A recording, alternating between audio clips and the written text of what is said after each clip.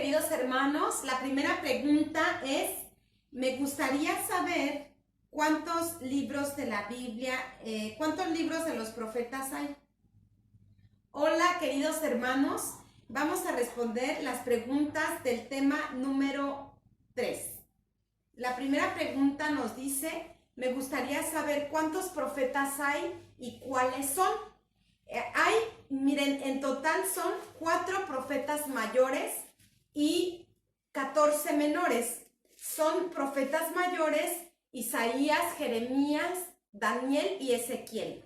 Y son mayores por la cantidad de capítulos que tienen, o sea, son los libros con capítulos más numerosos, más gorditos, podríamos decirle así. Y 14 profetas menores.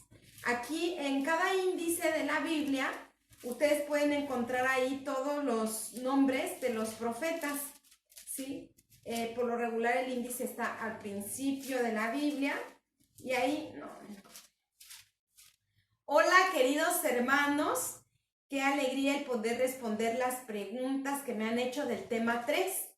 Y la primera pregunta dice, me gustaría saber cuántos y cuáles son los profetas que existen. Son 4 profetas mayores, que es Isaías, Jeremías, Ezequiel y Daniel. 4 profetas mayores y 14 menores. Son mayores por la cantidad de capítulos que tiene cada libro, ¿sí? Son los más gorditos, los libros más gorditos, esos son los profetas mayores y los 14 menores. Los 14 menores es Lamentaciones, Baruch, Oseas, Joel, Amós, Abdías, Jonás, Miqueas, Nahum, Habacuc, Sofonías, Ageo, Zacarías y Malaquías. Los pueden encontrar en el índice que se encuentra en la Biblia. La siguiente pregunta nos dice, aquí la tenemos, dice la pregunta 2, ¿cómo llevar lo divino a lo humano? Miren, queridos hermanos, a partir de que Jesucristo se hizo humano, Él es el que nos abrió la puerta. Gracias a Él tenemos acceso a lo divino, ¿sí? O sea, ahora solamente tenemos que esforzarnos, ¿sí? Esforzarnos por entrar en la presencia de Dios, o sea, para que nuestra vida se acerque cada vez más a Dios, a sus misterios. Buscando los sacramentos, porque desde el momento que Jesús se hizo hombre, a partir de ese momento lo divino ya es accesible para nosotros, antes ni pensarlo, pero a partir de Jesucristo, Él ya haciéndose hombre, Él que es Dios, se hace hombre, toma nuestra carne, ya nuestra carne puede también acercarse a lo divino. Pero eso sí, tiene que haber un esfuerzo, por ejemplo, buscar confesarnos, comulgar espiritualmente, buscar la palabra. Ese es el esfuerzo que nosotros debemos hacer para que Dios también llegue a nuestra vida. Para que, como dice aquí la pregunta, llevar lo divino a lo humano que somos nosotros. ¿Por qué en las otras iglesias evangélicas hablan en lenguas? ¿O por qué son tomados por el Espíritu Santo?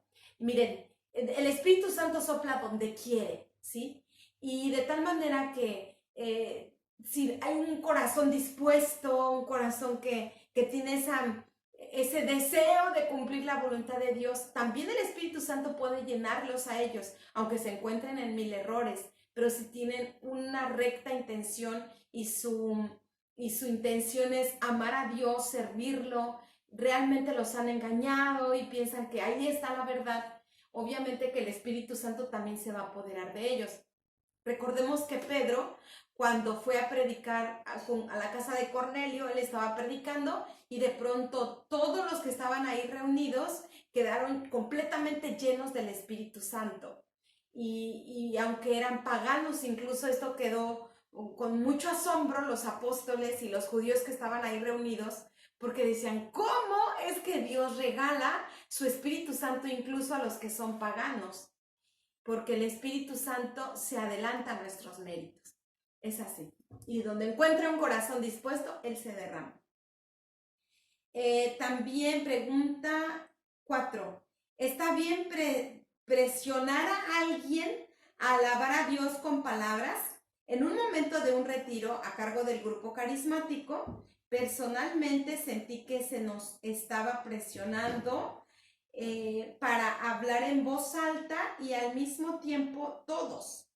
Esto, más que traernos paz traer paz a mi corazón, me causa más bien incomodidad y sin sentido. Nadie, absolutamente nadie puede presionar a alguien a que haga oración, porque ya no sería oración. Esto tiene que ser espontáneo. Obviamente que sí, estamos llamados a exhortar si alguien quiere, y si a lo mejor es la primera vez que lo haces, te vas a sentir incómodo, aunque sea la manera en que ellos lo hacen, ¿no? De orar todos juntos a la misma voz, diciendo cada quien lo que sé, y aunque a nadie se le entiende lo que está diciendo, pero él habla en voz alta y todos a la vez.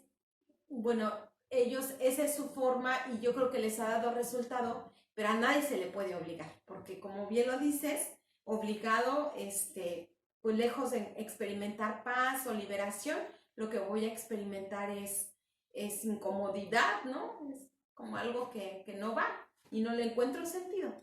Sí, pero nadie puede obligar. Exhortar sí, pero si la persona no quiere, obligarla, no. Y a lo mejor esto se puede hacer cuando ya las personas van como más adelantados, no en un retiro como de principiantes, pienso yo. También aquí dice la pregunta, pregunta 5. Tengo entendido que cuando la lectura es del Nuevo Testamento es palabra de Jesús y en el curso todo va como palabra de Dios. Miren, en la misa es donde cuando se lee el Santo Evangelio se dice palabra del Señor y cuando se leen las demás lecturas se dice palabra de Dios. En el curso decimos siempre palabra de Dios porque o sea, no es como obligatorio, podríamos decir así litúrgicamente, que cada vez que decimos palabra de Dios, que cada vez que leemos una cita bíblica, se diga palabra de Dios. O sea, litúrgicamente no es así. Solamente en misa es que se debe decir. Pero nosotros lo decimos, como lo aclaré al principio, solo para recordarnos que lo que se lee en el curso es palabra de Dios. No es palabra de la hermana o de cualquiera, no, es palabra de Dios. Y porque no solamente estamos en un curso de teología para aprender nuevas cosas, sino que va más allá. Este curso es una oración también con la que disponemos nuestro corazón a recibir obviamente lo que Jesucristo, lo que el Espíritu Santo quiere regalarnos. Dice, hay otra pregunta, ¿qué pasa con los niños que no están bautizados? ¿Existe el limbo como un estado para los niños no bautizados? Miren, en este respecto, en el siglo VII se inventó esta palabra de limbo. La palabra limbo viene del latín limbus, que quiere decir borde de un vestíbulo. Sabemos que un vestíbulo es un lugar donde se espera, o sea, es como una sala de espera. Y el borde de esta sala de espera es el famoso limbo, ¿no? Que quiere decir el borde del precipicio o lugar de espera, como el borde de una espera, el límite de la espera. Y aquí, en el siglo VII, es donde se inventa esa palabra porque, miren, ante una pregunta súper difícil, ya que en el Evangelio, San Juan capítulo 3, versículo 5, dice: el que no renace del agua y del espíritu no puede entrar en el reino de los cielos. Y ante esta exigencia de que no puede entrar en el reino de los cielos, decían, entonces, ¿dónde van los niños que mueren sin bautismo? Al infierno, pero si son inocentes. Al cielo no, porque la cita dice que el que no renace del agua y del bautismo no puede entrar en el reino de los cielos. Y entonces la iglesia, lo más fácil, ¿sí? O la respuesta más fácil que se le ocurrió es inventar la palabra limbo.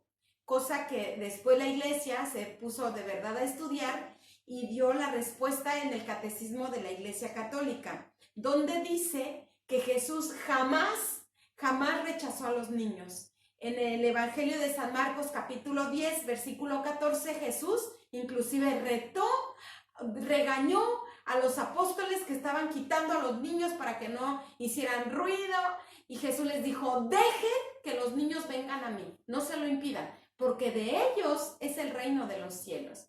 Con eso entendemos que Jesús jamás rechazó a los niños, y por lo tanto no se van a ir a un lugar como a sala de espera cuando Dios ama tanto a los niños. Y lo que el Catecismo de la Iglesia enseña es que todos son encomendados a la misericordia de Dios. Y sabiendo que Dios ama a los niños, es lógico que entonces ellos van al cielo, ¿sí? Como se reza en las exequias de los niños que han muerto. Por esto es más apremiante aún la llamada de la Iglesia a no impedir que los niños pequeños vengan a Cristo por el don del bautismo. Por eso hay que bautizarlos antes de que cumplan las 3 semanas de vida. O sea, la Iglesia dice que a un niño hay que bautizarlo antes de que cumpla un mes de vida, en las 3 primeras semanas de vida. Otra pregunta dice: ¿qué es la dilacación? Yo pronuncié mal. No es dilacación, es bilocación. Bi quiere decir 2, locación, lugar. Así que una persona que tiene el don de bilocación puede estar en 2 lugares al mismo instante, al mismo momento, ¿sí? Esto por un don del Espíritu Santo. Después dice... ¿Hay algunas diferencias entre el don de lenguas y hablar en lenguas? Ninguna diferencia, es exactamente lo mismo. A mí todavía me cuesta entender el don de lenguas. Me gustaría escuchar ejemplos. Miren, el don de lenguas ya hemos dicho que es cuando el Espíritu Santo se apodera de la lengua de una persona para alabar a Dios o para dar un mensaje. Para dar un mensaje tiene que haber otra persona que tenga el don de interpretar lo que éste ha dicho en lenguas.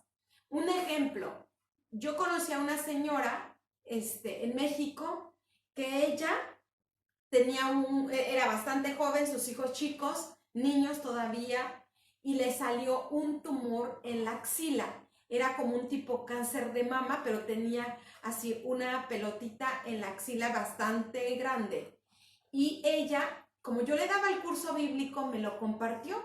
En su momento de angustia, de saber que sus hijos chicos, que era un cáncer, etcétera, fue a una oración donde estaban los de la Renovación Carismática hablando en lenguas. Ella comenzó con la oración, todo muy bonito, ella se concentró tanto que en el momento así fuerte de la oración que estaban haciendo, ella se entregó a Dios. Señor, yo me pongo en tus manos, haz de mí lo que quieras, yo me entrego, si es tu voluntad tú puedes sanarme, si tú quieres que ahora sufra esta enfermedad para purificar mi alma, lo acepto.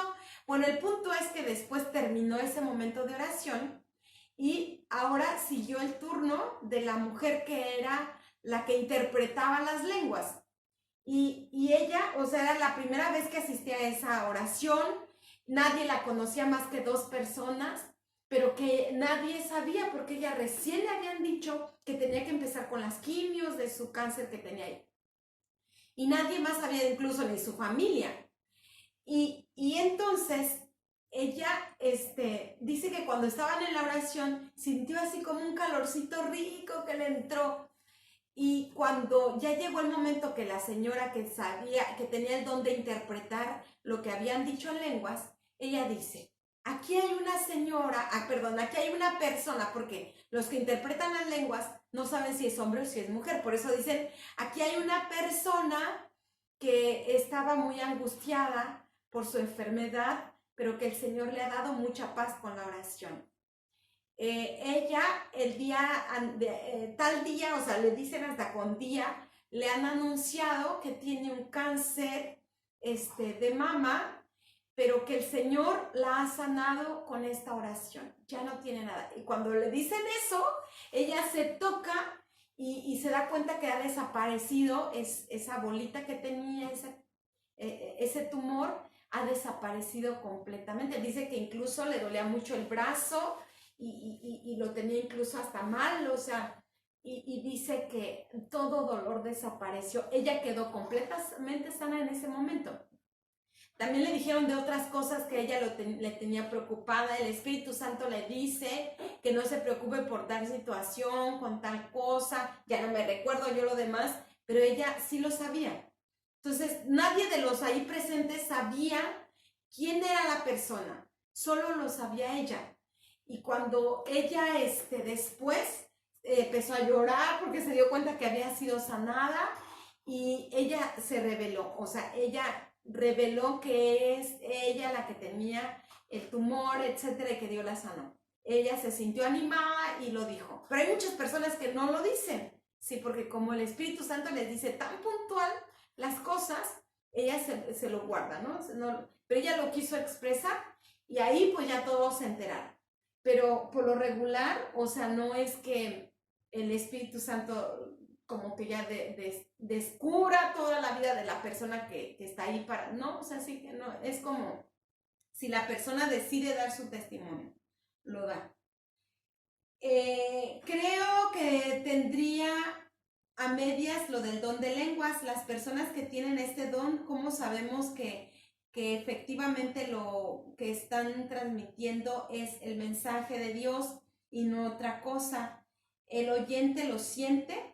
Sí, o sea, sí lo siente porque la persona dice, pero es que esto es lo que yo estaba pensando, si yo a nadie le había dicho esto. Y como el Espíritu Santo me dijo, está pensando, imposible que alguien pueda saber lo que está pensando, sino solamente Dios. ¿Sí? ¿Cómo puedo tener ese discernimiento? O sea, igual, o sea, que es tan evidente porque como ya dijimos, el Espíritu Santo sabe y es el único que sabe lo que podamos estar pensando o sintiendo. El don de lenguas, ¿por qué no lo podemos hacer todos? Yo fui carismática tiempo atrás y nunca pude hablar. ¿Por qué? Bueno, porque el Espíritu Santo da los dones según nuestra apertura de corazón. 2, según la necesidad de la iglesia, ¿sí? Y ahí se dan los dones. No todos tenemos los mismos dones. Yo quisiera tener el don de la cocina, pero pues nomás no se me da. Si por más que yo digo, a ver, voy a hacer esto súper rico, voy a hacer esta torta deliciosa. En México les decimos pastel. Me sale bien fea, o sea, no, incomible, así que no todos podemos tener los mismos dones. ¿Cómo podemos poner medios para que el don de lenguas lo podamos controlar? Se puede controlar, miren, San Pablo en el texto que hemos leído de Primera de Corintios, lo hemos leído en clase, hemos visto cómo dice San Pablo que él tenía el don de lenguas más que todos ellos. Yo hablo en lenguas, dijo San Pablo, más que todos ustedes. Sin embargo, prefiero hablar en las reuniones, prefiero hablar 5 palabras mías que se me entiendan y no 10,000 en lenguas. O sea, quiere decir que él podía controlarlo. Y sí, o sea, claramente uno experimenta que uno puede controlar, por ejemplo, cuando te imponen las manos, tú controlas si caes en descanso o desmayados, como algunos lo dicen, si caes en descanso o no. Y no por eso no vas a recibir el Espíritu Santo, ¿no? También dice aquí, en Hechos de los Apóstoles se presenta el don de lenguas, sin embargo, no había escuchado, mucho menos conocido a alguien que haya recibido el don de lenguas.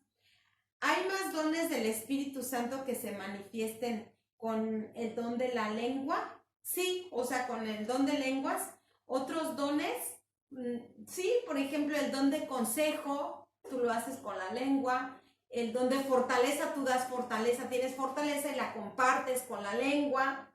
En fin, con la lengua decimos, también ayer lo decía, bueno, el día del curso decíamos, ¿no? La lengua tiene tanto para que nosotros alabemos a Dios. Dice, hay más textos donde hable del derramamiento del Espíritu Santo, aparte de los que ya hemos visto en su clase cuáles son. Si hay muchos otros derramamientos, por lo menos la Sagrada Escritura, hermanos, nos habla de 5 veces donde el Espíritu Santo también se manifestó, pero ese es tema del día de hoy, así que no se lo pierdan. Hoy les esperamos para el curso bíblico a las 19 horas. Muchas bendiciones.